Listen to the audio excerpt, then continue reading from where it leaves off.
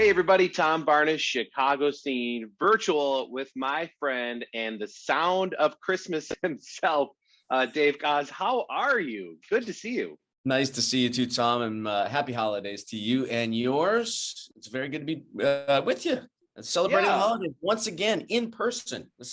That's the big news of the year. We missed out on doing our tour last year, so getting a chance to see people's faces, or in some cases, half of people's faces, is a really, really great thing.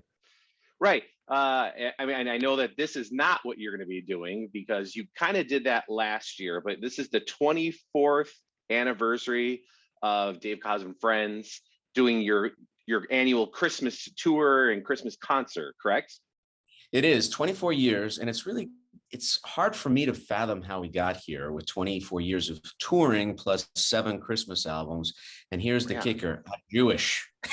Yeah, how'd that happen? Doesn't quite make sense, does it? But growing up, I grew up in Southern California, and I always used to go to my friends' houses for the holidays. We celebrated Hanukkah in my house, but I loved all the traditions and the nostalgia associated with the Christmas holidays and the holidays in general, and just the way people are and how open people's hearts are. And after what we've all been through for the last almost 2 years, getting a chance to we did some summer touring, I will admit that, but we just started a few days ago, and feeling the energy in these venues from people who are so kind of needing some, the song, "We Need a Little Christmas." That's really the way it feels right now, because we've all been through so much, and getting a chance to be together in the same room is beyond special for all of us. Yeah, I am in the Christmas spirit. I got my green on. I don't know if you can see this mug here, but this is like a time-honored tradition, a Griswold family Christmas.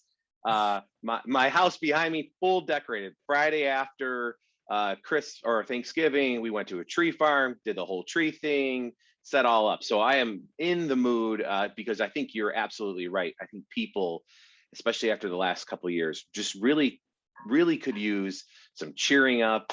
And what better way to do it with some Christmas music, especially yours? Like, it's synonymous. I mean, in Chicago here, a radio station flips its format before Thanksgiving and starts playing Christmas music nonstop, and it plays it all the way through, I think, through New Year's. And your music is on there. Well, I just have to say, these songs, and I talk about this in our show, I talk about it a lot. The songs, even the ones that are ancient, the more religious Christmas songs, are such beautiful melodies. But the ones that were written in sort of the modern era, which was the Great American Songbook era of the 1930s and 40s, these are amazing pieces of music that you can push and pull and stretch into all different ways. That's why you have so many different takes on Christmas, all different styles and genres of Christmas music, because these songs are that good, written by some of the greatest songwriters of all time in that special era. So, if you play the saxophone and you don't sing, see, this is one of the other things that's super important, because you have to be able to emote through a melody without the lyric. And these songs carry such emotional weight. They remind us of our childhood and family and special moments that we shared. And sometimes it's very emotional. Christmas and the holidays brings up a strong emotions in people, and the music is sort of like the soundtrack to it all. Oh, absolutely. I think I associate everything in my life with markers of music and what I was listening to at the time. This is your 7th Christmas or holiday album, correct? And you also did 2 albums during the pandemic in general. Like, you kept busy during the pandemic. You did that under the umbrella of COVID-19. You did 2 albums where you have some guests joining you on the album, where you have maybe not a different sound, but just a more, just broadening your horizons, right? Well, I think I got busy. I've been on the road for 30 plus years, and it's what I do, and I love doing it. And if I had to choose between being on the road and doing shows and making records, I'd always choose doing shows, because I love communing with people, and I love being able to bring emotion and hopefully musical healing, because the healing power of music, as cliche as it sounds, I've seen it over and over. Yeah, for sure. Very, very powerful for people. But so just to stay sane during the pandemic. I just got Yeah. it work. I realized, well, okay, I can't make a record the way that I normally do. So I made my first ever completely virtual record, which meant that you could call anybody because everybody was home, sidelined from the pandemic. So I got calling and I said, can you play on this? And can we do this? I even wrote songs with my songwriting partners virtually. And the next thing I knew, about 2 months later, we had a record. That album came out in October of 2020. It's called A New Day.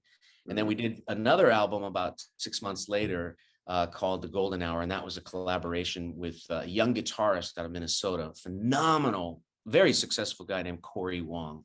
And that came out in June of this year. So it was really nice to be able to get in the studio, even virtually, and make some new music. Right. I mean, we're not talking about just a little roster of albums. You've done a lot. You've been nominated countless times for Grammys. You've had number one, charting number one on the Billboard, the jazz contemporary charts, and you've played for presidents. Like, I mean, you've had an astonishing career. So congratulations. What's it like to be able to have a phone call, say, hey, President fill in the blank wants you to play for them? I mean, you just say yes, right? Like, that's just a yes thing. Like, it's a huge honor to be asked by the president to play, right? It is. And I think when you think about your being an American, that's one of the iconic things that you could imagine, especially if you're an instrumentalist, getting tapped on the shoulder by somebody like that. What I will say about that is I got a chance to introduce my parents to the president of the United States. My parents, that's amazing, for a very long time now. But when they were alive, I was asked by Clinton to play a show, and fellow saxophonist, right? Yeah, and we went backstage to meet him after, and that was a very special thing to be. I met him first, and my parents were standing right behind me, and I said, "Mr. President, I'd like to introduce my mom and dad." And those words coming out of my mouth, regardless of your politics and your particular bent, those words for any American are special. And I will never forget that for the rest of my life. Yeah, that's you got me a little teary-eyed even thinking. I was just imagining that being something everybody would probably hope to have happen in their life. But when you have it happen, I mean, come on. I mean, that's something that you write in the book, right? There hasn't been a book yet, but no, I mean, but I'm saying the book, the book that everybody says they're going to write, that's something that should definitely go in it. For sure. I noticed you got the saxophone there. So before I let you go, I wanted to ask you if you could play a little bit. But before that, we're talking about a show that you're having here in Chicago area in Hammond. Talk about that real quick and the best way for people to get tickets and the whole thing.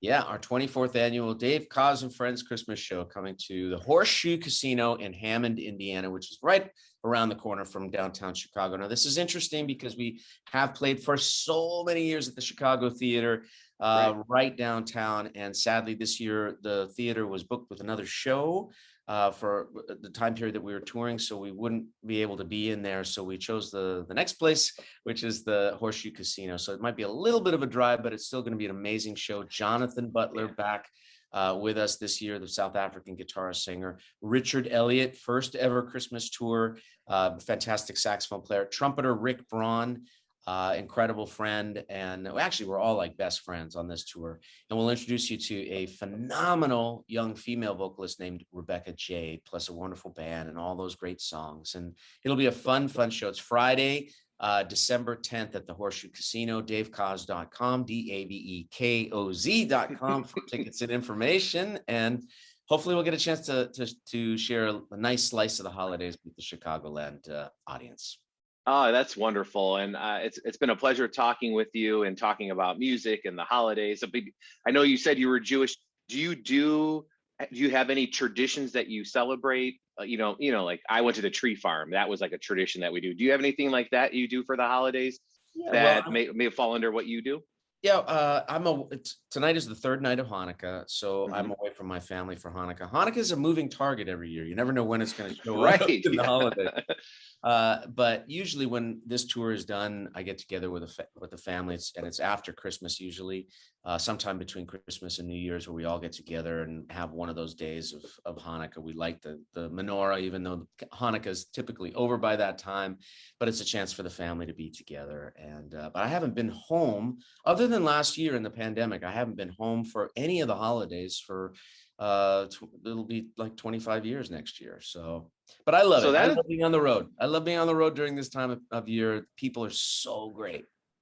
and you get to see the country all lit up with the holiday decorations. I got to imagine that's a beautiful thing to see. And I imagine that when you are home and you celebrate, the saxophone has to come out at some point, because I'm sure your family members are like, come on, you got to play us a little something. And you're probably like, okay, fine. Right. Yeah. When my mom was alive, she used to put me on the spot all the time, and I used to hate it. But now I look back on those times and gosh, it was really nice. That was a very nice thing to do. But I love playing the saxophone. I would love to play a song for you right now for you, and wish you and your audience a very, very happy holiday ahead. Same to you, Dave.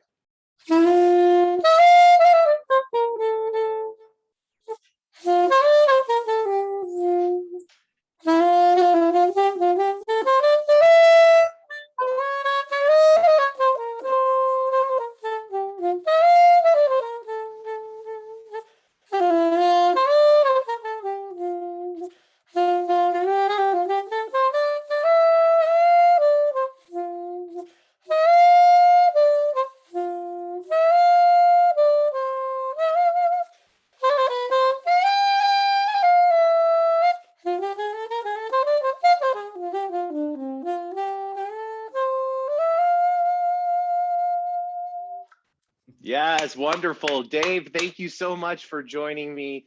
I appreciate it. And we'll see you out at the Hammond Casino in December. Thank you. Wonderful. Thank you too, Tom. Happy holidays. All right.